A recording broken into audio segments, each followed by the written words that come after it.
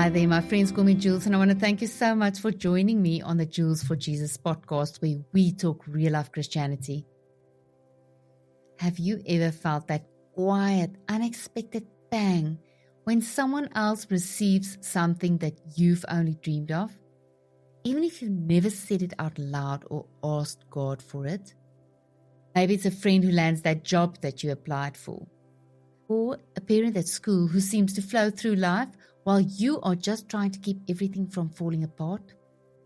Maybe it's someone posting pictures of sunset dinners on a yacht while you are counting coins at the petrol station, praying that your card doesn't bounce. You're not jealous, not really. You're happy for them. But somewhere in the background there's this aching whisper, Lord, what about me? Today's episode is for those moments, the ones we don't talk about often. The in-between spaces where contentment and comparison collide. The moments when you know that you should feel grateful, but deep down, you still feel a little left behind. So come with me on a recent road trip. Not the one with fancy destinations, but the kind where God does some deep work on the heart. I actually recorded bits of my thoughts as the day unfolded, raw and honest and as real as it gets. So stick with me and let's talk about faith versus FOMO. Yes, that FOMO, the fear of missing out. You're listening to the Jules for Jesus podcast. I'm Jules, and this space is all about bringing faith into the beauty and battles of real life. Whether you're walking through heartbreak, financial stress, rejection, or just feeling lost, I want you to know that you're not alone. I've been there too. This podcast is about honest conversations, real encouragement, and creating a community that seeks God together. My hope is that through my story, Jesus touches yours. So let's pause, let's lean in, let's invite Jesus into this moment and take the next step forward together. This is Jules. Welcome to a safe space where you can come as you are. No judgment, just truth, grace, and Jesus. So what do you do when your son says something like, Mom, I'm sure you don't want to hear this, but we just got our travel itinerary for the school holidays. And as he lights up, reading destinations like Venice, Florence, and Greece, and talking about an upcoming cruise, you listen with love and joy because you are genuinely happy for them. So I smile and say, of course, I want to hear all about it. I'm so glad you're going to have these amazing experiences. He laughs, he relaxes and keeps on chatting, and I stay real. I say, sure, there's a little pang in my heart because I'd love to experience that with you and your brother. And I'm so grateful for the life that we have, the closeness, the conversations, the faith we share. Honestly, that means more to me than any destination. I tell him, all I ever wanted was to raise my boys for the kingdom of God. And I never imagined that we'd find a church we all love, a place where we want to be every week, a place where we searched for so long. And here we are. God gave us all of that. And then I say this to him and to you. If I hadn't gone through the hard seasons, I wouldn't have had this podcast. And let's be real. Who relates to someone talking about challenges while sipping cocktails on a cruise ship? That's not the story that God gave me. And honestly, I've made peace with that. Because what he gave me is much better than anything I could have planned. This is my purpose. This mic, this space. It brings me so much joy. It lifts me up when I'm overwhelmed.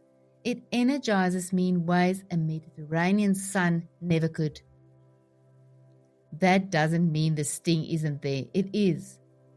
But if someone out there, maybe you, hears this and feels less alone, then it's worth it.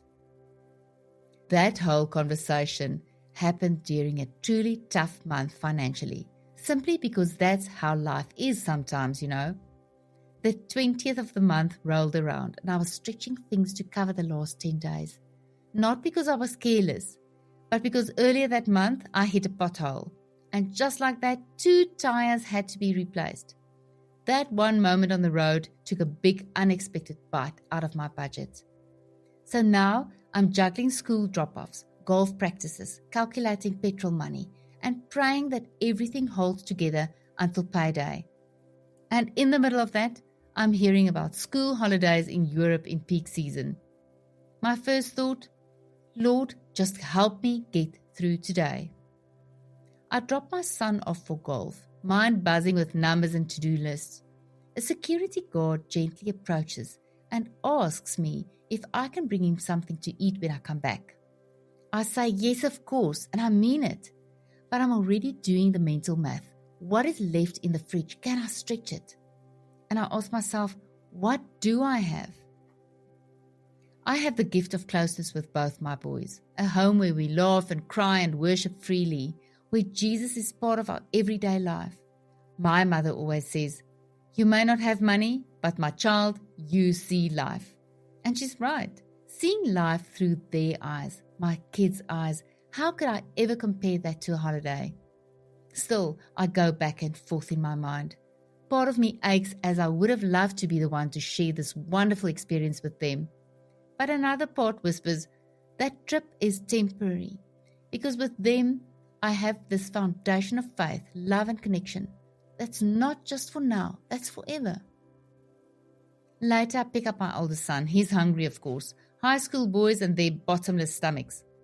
He asks for takeaway, so I count the coins and I do the math. Okay, I can buy it. On the way out, I pass a Christian bookstore. This beautiful journal catches my eye. Soft cover, gold letter, just gorgeous. But I buy mine at the Chinese shop. 6 for 180 Rand. They all have this random Hot Wheels logo on the cover. Yes, you can laugh. Total misprints. But they make me smile. There's something about them that feels right. Maybe even spiritual. In some quirky way, I'll understand later. Still, I glance back at that journal. It's printed with Jeremiah 29 verse 11. For I know the plans I have for you, declares the Lord. Plans to prosper you and not to harm you. Plans to give you hope and a future.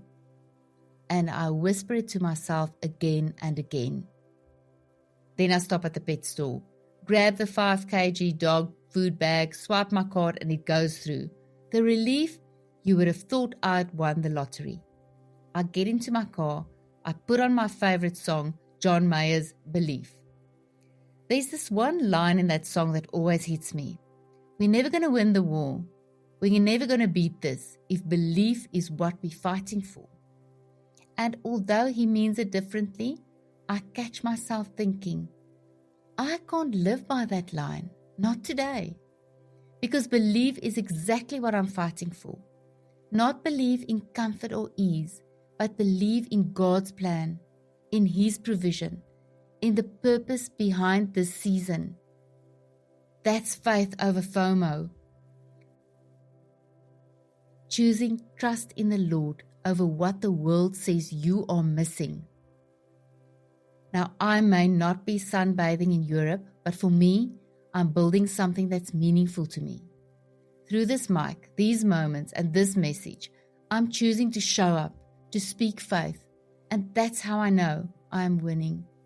Not in the world's eyes, maybe, but in the quiet, sacred spaces where God sees, where He meets me, and right now, where He is meeting you too. So if something in today's episode stirred your heart, if you've been carrying that ache of comparison or quiet disappointment, take a deep breath. You are not overlooked. You are not forgotten. And you are not alone. I am here, believing, fighting, holding on. And more importantly, God is with you, always 24/7. His hand is stretched out toward you. Grab it, hold tight, don't let go. And hey, if you're a classic movie lover, you might remember that line from Gone with the Wind when Scarlett O'Hara says, after all, tomorrow is another day. And with God, every another day comes with brand new grace. So let me remind you, if today felt too heavy, if you didn't get it right, try again tomorrow. God gives us new mercies every single day. We've come to the end of today's episode, and I just want to thank you for spending this time with me on Jules for Jesus. I hope you are walking away, feeling encouraged, knowing that I'm just like you, navigating life's struggles with God's guidance. And if something in today's episode reminded you of someone, maybe a sister, a brother, a friend, a neighbor, please share this episode with them. Not for numbers, not for clicks, just so that no one has to walk this road alone. Let's keep spreading hope and let His light shine one heart at a time.